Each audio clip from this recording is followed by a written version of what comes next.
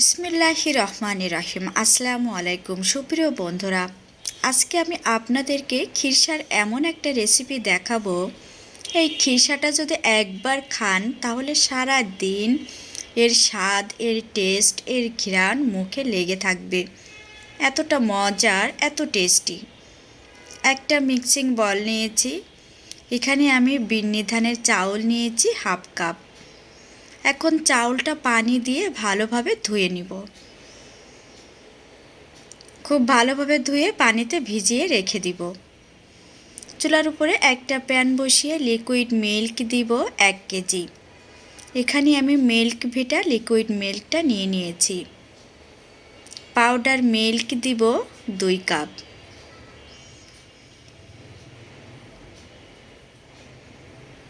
এখন একটা স্প্যাচুলার সাহায্যে ভালোভাবে মিশিয়ে চুলার জালটা অন করে দিব।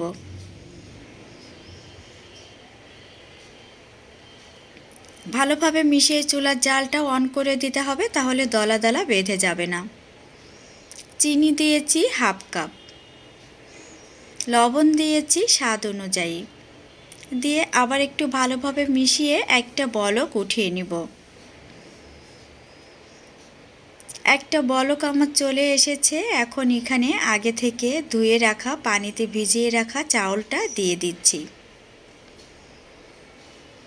দিয়ে চুলার জালটা মিডিয়াম টু লো আঁচে রেখে নাড়াচাড়া করতে হবে আর জাল করতে হবে। এরকম দুধের স্বর বেঁধে যাবে, দেখেই বুঝতে পাচ্ছেন। চুলার জালটা কিন্তু মিডিয়াম টু লো হিটে আমি রেখে দিয়েছি। একটু নাড়াচাড়া করতে হবে যেন তলায় লেগে না যায়, আর স্প্যাচুলাটা এইভাবে দিয়ে দিলে দুধটা আর পড়ে যাবে না। মাঝে মাঝে একটু ঢাকনা দিয়ে ঢেকে একেবারে লো হিটে জাল করে নেবেন। এখানে আপনারা পোলার চাউলটাও নিয়ে নিতে পারেন, আপনাদের পছন্দ মতো যে কোনো চাউল নিয়ে রান্না করলে হবে। ঢাকনা দিয়ে ঢেকে ঢেকে আমি জাল করে নিচ্ছি যাতে চাউলটা খুব ভালোভাবে গলে যায়। এভাবে আমি ঢাকনা দিয়ে ঢেকে ঢেকে জাল করে নিয়েছি। চারি সাইডে সরের প্রলেপটা লেগে গিয়েছে, দেখে বুঝতে পাচ্ছেন। ঘনত্বও হয়ে গিয়েছে,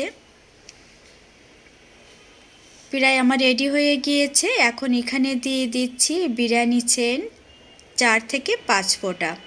এটা অপশনাল, চাইলে আপনারা স্কিপ করতে পারেন। বিরিয়ানি সেন্টটা দিয়ে ভালোভাবে আবার একটু মিশিয়ে নিচ্ছি। এখানে আপনারা গোলাপ জলও দিতে পারেন বা কেওড়া জলও দিতে পারেন।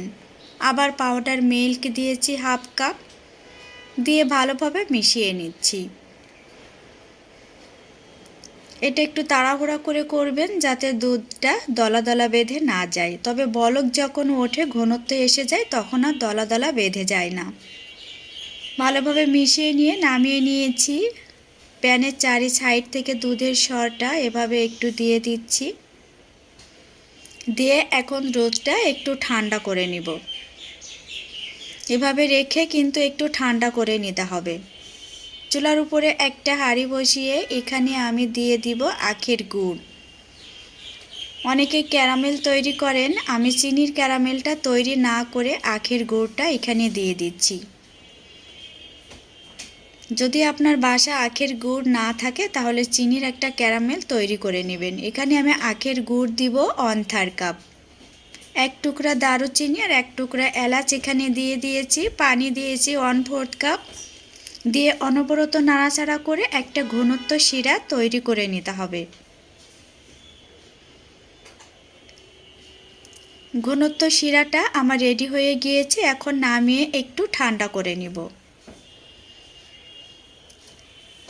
এদিকে আমার খিরসা বা পায়েসটাও ঠান্ডা হয়ে গিয়েছে, দেখে বুঝতে পাচ্ছেন।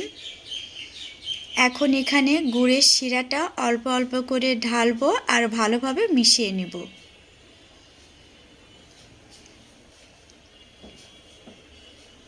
দেখেই বুঝতে পাচ্ছেন কতটা ইয়ামি হয়েছে খিরসাটা। দেখেই মনে হচ্ছে এখনই সব খেয়ে ফেলি। আর কত সুন্দর মার্ভেলাস একটা ঘ্রাণ বের হচ্ছে। আশা করি আমার ভিডিওটা আজকে আপনাদের অনেক অনেক ভালো লেগেছে। যদি ভালো লেগে থাকে প্লিজ আমার চ্যানেলটি সাবস্ক্রাইব করবেন, লাইক দিবেন, পাশে থাকা বেল আইকন বাটনটি ক্লিক করে আমার চ্যানেলের সাথে থাকবেন। রেসিপি ভালো লাগলে ফ্যামিলি পরিবার সবার সাথে ভিডিওটা শেয়ার করে দিবেন।